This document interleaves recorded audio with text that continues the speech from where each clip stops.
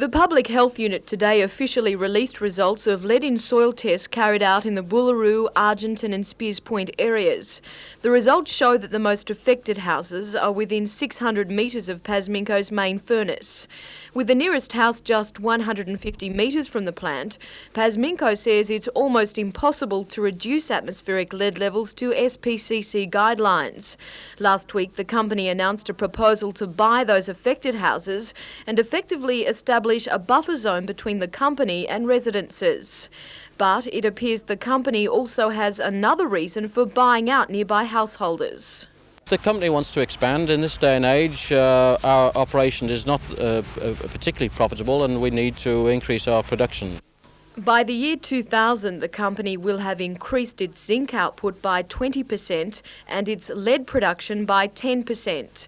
According to Alan Crapp, the SPCC has told the company the only way it will agree to an expansion is if residences are protected, and that means a buffer zone. The company had to say, we can only do this at a boundary of 2nd Street or 3rd Street, and we're prepared to use that land as a buffer.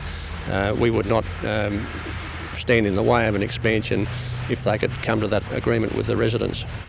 The company says the expansion will cost around $40 million, with half of that spent on environmental improvements. Part of the upgrade program is to improve our environmental equipment, our environmental performance. It all goes hand in hand. Mr. Roberts stresses that lead emissions will not increase, nor will the plant expand into the buffer zone area. The actual profile of the plant will hardly change. It is an increase in size of vessels within our buildings, and in fact to the casual observer there will be very little change in the sulphide plant. Jodie McKay, NBN News.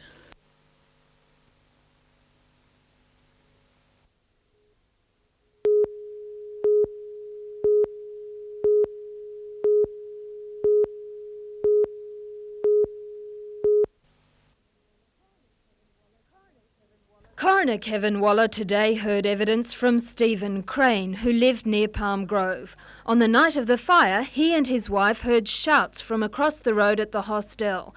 He said residents were calling out to the owner, Michael Wills, who lived about 70 metres down the road. Stephen Crane said, normally when this happens, you hear Michael start his truck and go up the hill, and then the situation is normal. But the situation was far from normal. When Fran and Stephen Crane went to the hostel, the entire building was alight.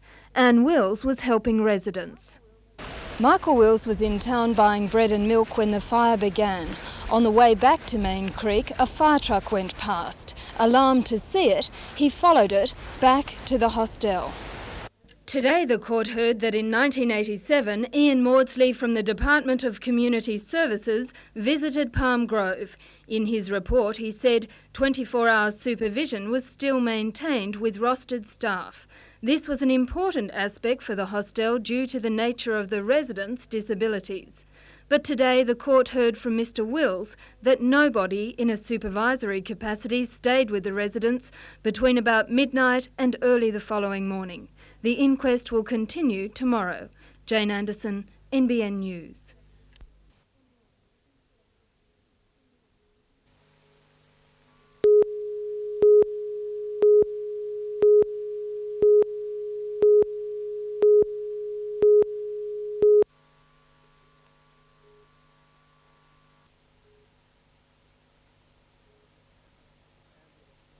Ambulance paramedics and the rescue helicopter are on call 24 hours a day, but now there's an additional service as a backup for the critical jobs. The first two paramedics have trained for the Special Casualty Access Team, put through rigorous physical tests and demanding SAS-type courses. How are the boys handling it? Well, all smiles so far, and they seem to have come through this first course thumbs up. The men are trained in airborne skills, caving techniques, mine and water rescue and tactical support. The idea is to deliver pre-hospital advanced life support in difficult situations, perhaps for a person trapped on a rock ledge or pinned to the face of a cliff. Well, I think we can save an enormous amount of time and save lives in the meantime. The SCAT team is trained and equipped to stay out overnight, giving an excellent standard of care for a patient who may have had an agonising wait for help. Peter Ryan, NBN News.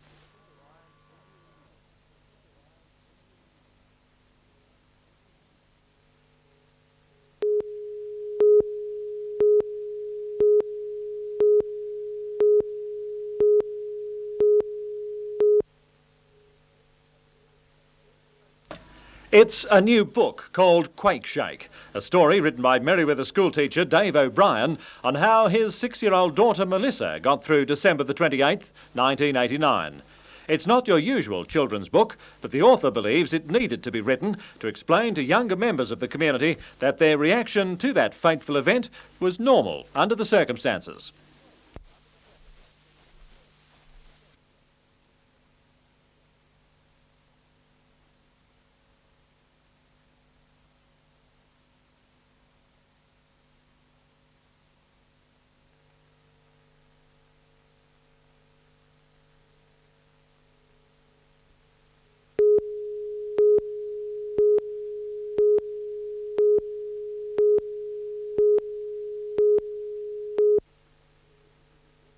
It was a dejected bishop and a group of disappointed women deacons who again saw the door slammed in their faces.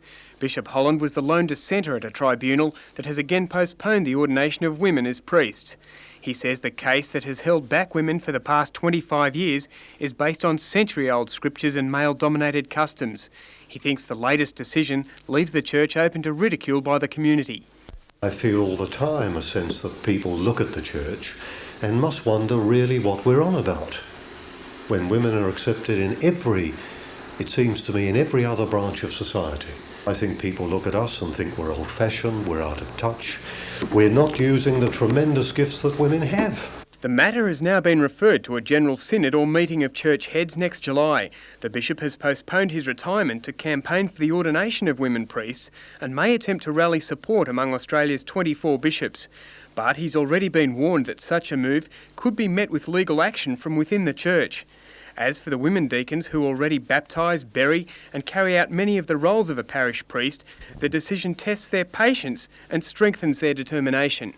No, it doesn't detract from our faith, no, because faith is in God and it's people who are causing the problem in this case. I have never felt that my calling to the priesthood is wrong. It has been tested by the church, and I still, even this morning, feel no calling to do anything else and be anything else other than a priest in the Anglican Church.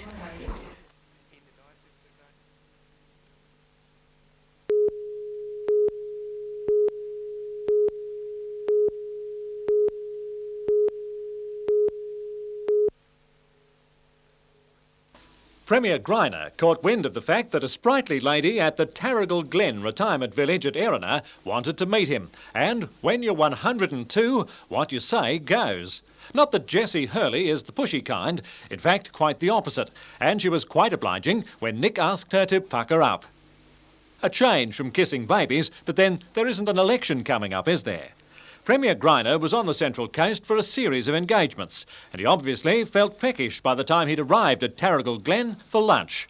Mr Greiner, manners, munching away without waiting for the hostess.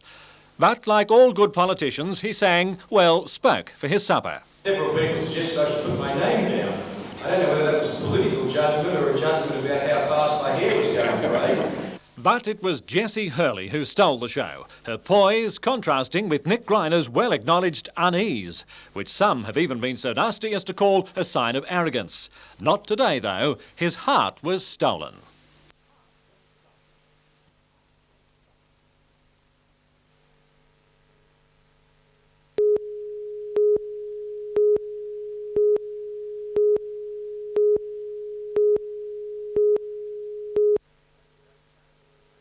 Bray started the Western collapse, Ferguson getting an edge and Merlot taking the catch. One run later and Comerford became impatient, Merlot accepting his second catch, Parker the bowler. The next over, a repeat performance with Bray and Merlot, and Western were 3 for 12. More drama as Steve Mace pulled off a sensational catch to dismiss Corwell. Then Parker grabbed his second wicket with a super Yorker that trapped Scoleri dead in front. Western lost their sixth wicket for only 28 when Murray Christie got through the defence of Zell. Tui was run out by a brilliant piece of fielding by Dyson. Then Geese clean bowled Bauer and also Gologoli. And Christie finished off the Western innings bowling Campbell. Steve Mace and David Willis set about scoring the required 46 runs at about 6 and over. They did better than that, securing the win in 5.5 overs.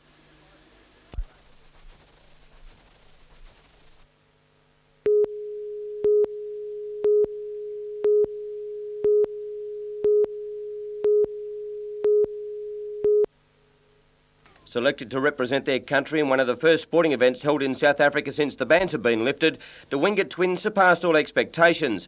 Anthony competed in the super heavyweight division and staved off all challenges to snare the Mr Universe physique title. His identical twin Jason wasn't as lucky and had to be content with third place in the heavyweight section. At the Motordrome last night, super sedans were the main attraction and they provided some of the closest racing scenes so far this season. John Leslight on the inside and Grenville Anderson threw everything at each other in the Stars 5-lap dash, and only a coat of paint separated the two at the end, with Anderson getting the judge's nod. But Leslight was to have his revenge. In the 50-lap Coca-Cola Classic, the current New South Wales and Queensland champion waited patiently while his adversaries simply wrote themselves off, with many restarts required.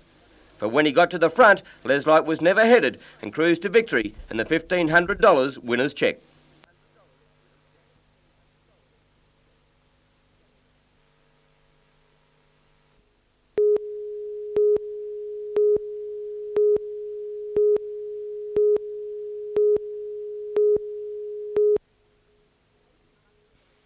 "18 months ago, this equipment was used to manufacture the drug codeine. It was seized in a raid at New Lambton in March 1990. The owner of the equipment, a 42-year-old man, was convicted on charges of manufacturing a prohibited drug and possession. Rather than destroy or auction the confiscated goods, police today handed it over to Hunter Region High Schools, where it will be put to an entirely different use. The equipment here is compatible with what we have, but it's a little bit more sophisticated, so senior chemistry people, biology people will be able to use this. In other school news, Year 11 students from 6 high schools will become environmental protectors in a unique program devised by the Hunter Water Board. They'll be given kits like this, valued at $2,000, to monitor streams and stormwater drains near their school. The areas involved include Taree, Singleton, Rutherford, Cessnock, Gateshead and Merriweather. Recently, diesel and oil have been found in stormwater channels in Newcastle. With the students' help, the board will be able to keep a closer eye on what's being dumped illegally into waterways.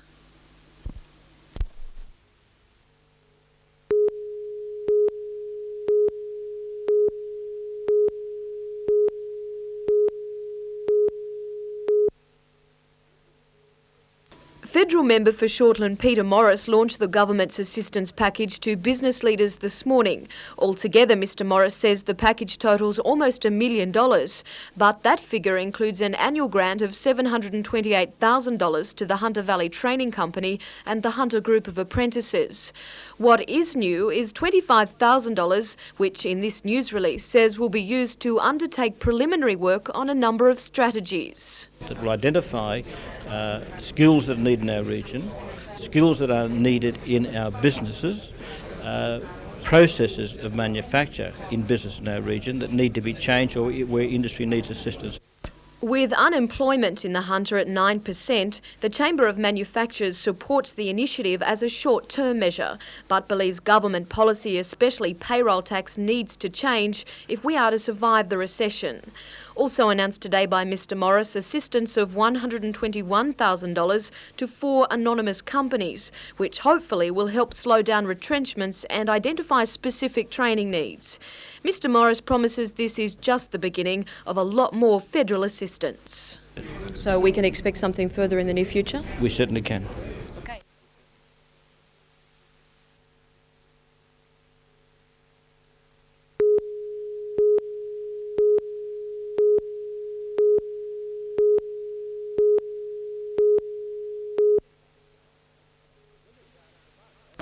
Williamtown Commander Group Captain Dick Gregory led the contingent which visited the 40 or so physically handicapped pupils as a response to a tour they made of the base last month. On that occasion, the kids, ranging in age from primary to high school, had lunch and a look at Fighter World as well as the air base itself. Today, Group Captain Gregory presented the school captain with a collage of photographs taken on that day as a Christmas present. All the students got individual photos as well, and in return, they performed their widely acclaimed hand dancing.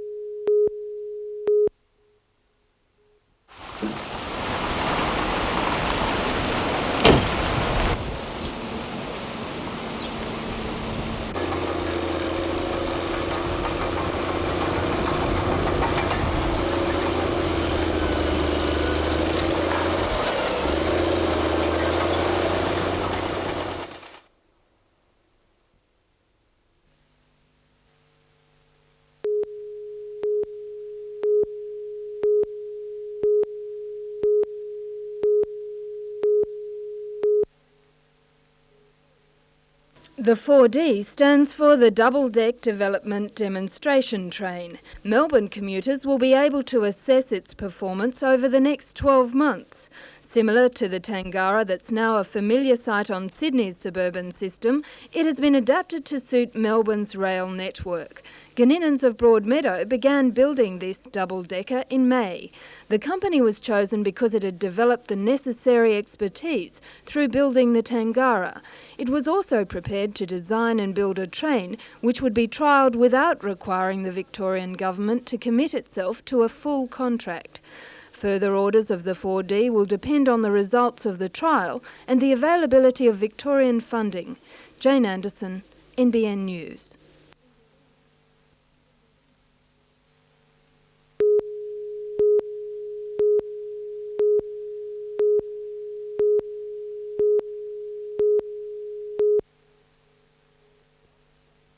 Rob and Robin Wilson left Port Stephens in their $55,000 motor sailor Munda yesterday, but bad weather forced them to come ashore.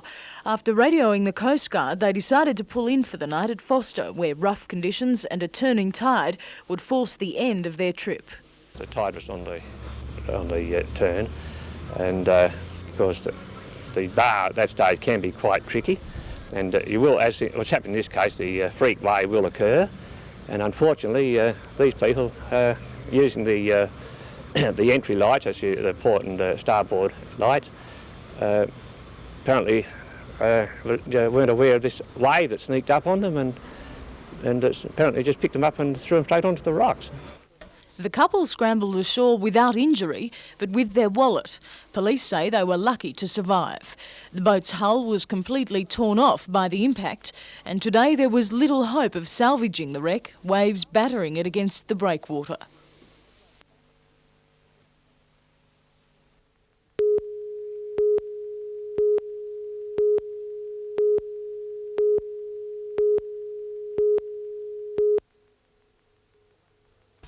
The Land Rover, now impounded at Port Stephens Council Depot, was destroyed in minutes. It was an early casualty in a blaze which broke out near the Gangan Army Base at about 2 o'clock yesterday afternoon. The vehicle was being used by a two-man crew to scout the perimeter of the fire. At one stage they left for a foot patrol, returning moments later to find the vehicle completely alight. Fire controller Alan Hepplewhite says the blaze was deliberately lit. Fanned by 40-kilometre-an-hour winds, it swept through hundreds of hectares. The problem was, again, strong winds that just picked up spot fires and into unburned field, and away it went again.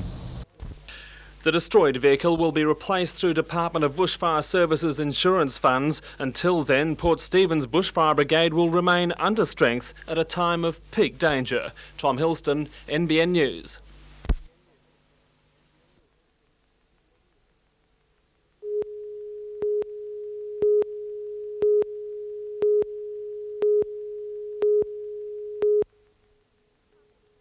Newcastle Council last night approved a new $80,000 woodchip production plant at Kooragang Island. It will replace this facility owned by IM Engineering. The plant will take in around 31,000 cubic metres of timber a year. All that, according to the environmental impact statement, will be pulpwood produced from waste product. According to Lord Mayor John McNaughton, everything was in order with the application and Council found no reason to knock back the development. This is despite a request from the Wilderness Society to hold a public access meeting. Spokesperson Ian McKenzie believes Council should do more than just rubber stamp developments, as they also have a moral responsibility to the community. I believe that the Council has a moral responsibility to look at the whole issue, not just how it affects Newcastle, but how it affects the northern forests of New South Wales and how it affects the Japanese environment for that matter. What happens to the wood chips when they arrive in Japan? This is a forest waste facility and there's no consideration whatsoever that Council should buy into the argument between foresters, the Forestry Commission and the environmentalists. The Wilderness Society is considering a legal challenge to the development. Jodie McKay, NBN News.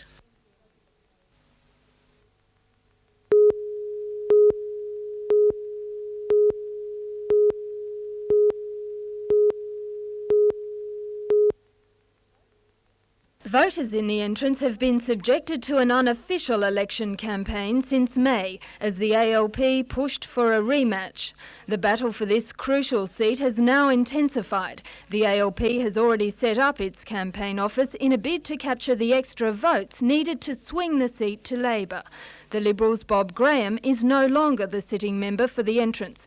He will have to clean out his electoral office and get back on the campaign trail.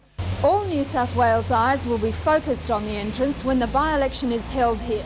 If Labor wins, it will hold 47 seats, the same number as the Coalition. Will you be changing your vote? No, I still vote Labor. What do you think about having to vote again? If it gets the desired result, I don't mind voting again. And what's the desired result? The Liberal Party, as far as I'm concerned. But the eagerness of the Labor Party to have a by-election isn't shared by all the voters in the entrance. What do you think about having to vote again? Don't like it. I think it's Don't like it. Yes, so do I. Why?